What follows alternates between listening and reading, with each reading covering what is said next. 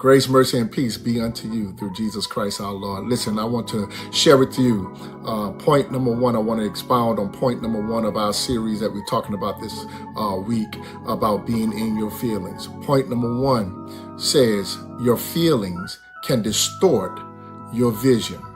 1 Kings 19:4. Elijah had just experienced one of the greatest victories of his life. God answered by fire on Mount Carmel. False prophets were exposed. The power of God was revealed before the people. Rain returned after drought.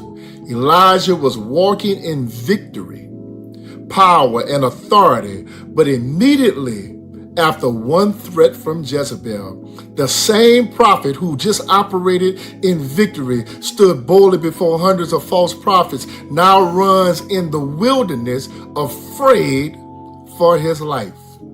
That's how powerful emotions can be. One moment you're strong, the next moment you're overwhelmed. One moment you're encouraged, the next moment you feel defeated. One moment you're celebrating, and the next moment you're crying in isolation. Elijah became so emotionally drained that he sat under a juniper tree and asked God to let him die. This mighty prophet became so blinded by what he felt, his feelings distorted his vision.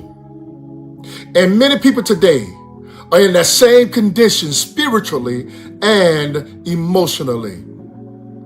You can love God and still battle emotionally. You can be anointed and still become exhausted. You can preach to others and still need encouragement yourself. You can smile publicly while privately fighting heaviness in your mind. The enemy understands something. If he can affect your emotions, he can affect your perspective. Because when you are in deep in your feelings, you start forgetting what God already brought you through. Elijah forgot the fire from heaven. He forgot the miracles. He forgot the answered prayer. He forgot the victory God had just given him. And that's what discouragement does. It gives you spiritual amnesia. You start focusing on on one current problem, then on years of God's faithfulness. The enemy wants your current pain to erase your memory of your past provision. But can I encourage somebody today? If God brought you out before, matter of fact, I hear your mother, Nelson. Since God brought you out before, he can bring you out again. Since God made a way before, he can make a way again. And since God healed you before, he can heal you again. You've survived things you thought would destroy you. You made it through sessions you thought would break you. And the same God who kept you then is still keeping you now. Not only can feelings make you forget past victories, but feelings can also cause you to overlook God's faithfulness. Elijah said, "I'm the only one left." But he wasn't alone. God had already preserved thousands who had not bowed down to Baal. Elijah's emotions caused him to believe a lie. Emotions will sometimes make you feel abandoned when God is still present. You'll feel like nobody cares. You'll feel like nobody understands. You'll feel like nobody in this thing but yourself. But feelings are not always facts. God was with Elijah in the wilderness. God still fed him. God still covered him. And God still spoke to him.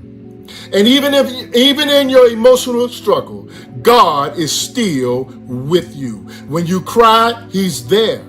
When you feel weak, he's there. When you don't understand your season, he's there. The enemy wants you isolated because isolation weakens your spiritual strength. That's why people in emotional distress often pull away from church, stop answering calls, stop praying, stop worshiping, and disconnect from people who genuinely love them. Because isolation becomes the breeding ground for discouragement. But God never designed you to fight alone. Sometimes the breakthrough comes through community. Sometimes healing comes through conversation. Sometimes strength comes because somebody prayed for you, and when you didn't have enough strength to pray for yourself. And let me say this prophetically. Do not make permanent decisions based on temporary emotions. Some people have walked away from purpose because of temporary feelings, walked away from ministry, walked away from relationships, walked away from opportunities, walked away from God's promises, all because emotions distorted their vision. But the devil is a liar. This season is not the end of your story. Your current emotional condition does not define your future. God has not abandoned you. God has not forgotten you. And God has not canceled his purpose for your life. The same God who met Elijah under the juniper tree is the same God who will meet you in your low place. And what I love about God is this. God did not rebuke Elijah first. He restored him first. He let him rest. He fed him. He strengthened him. Then he spoke to him because God understands your humanity. And I came to encourage somebody today. You may be tired, but you're not defeated. You may be emotional, but you're not abandoned. You may be hurting, but you're still anointed. You may feel overwhelmed, but God still has his hand on your life. Your feelings may have distorted your vision temporarily, but God is about to restore your perspective. You're going to see hope again. You're going to dream again. You're going to smile again. You're going to believe again, because what you're feeling right now is temporary. But God's purpose for your life is permanent. Don't let your emotions distort your perspective. God's hand is still on your life. Be blessed. And remember, no matter where you are in life, you can start over again. Enjoy this day. Peace. Hello, everyone. I'm Bishop J.R. Hampton Sr.